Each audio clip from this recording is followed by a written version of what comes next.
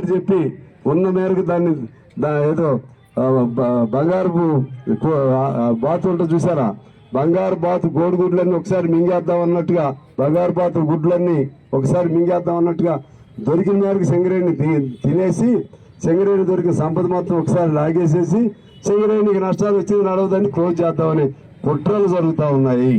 నేను మొన్న చూశాను, 40 తర్వాత సింగరేణి ఉండదని లెక్కలు చెప్తున్నారు నాకు.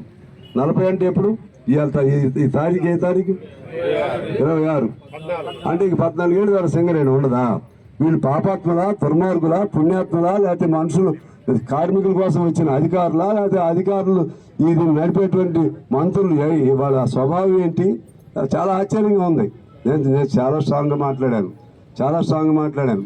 నష్టం వస్తుందంటే కార్మికులు కాదు నష్టం. ఆ నష్టానికి కారణం మీరే, మీ అధికారుల నష్టం, మీ రాజకీయ నాయకుల నష్టం, మీ మంత్రుల వల్ల నష్టం.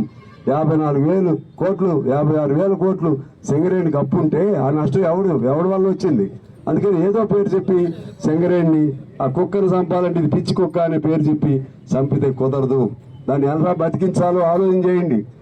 లోయర్ క్వాలిటీ కోల్ ఉంటే దాన్ని ఎలా శుద్ధి చేయాలో ఆలోచన చేయండి.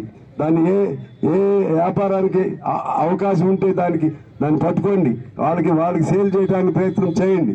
ఆ విధంగా సింగరేణిని బతికించుకుంటే ఈ సింగరేణి తెలంగాణ సమాజం మొత్తాన్ని బతికిస్తుంది.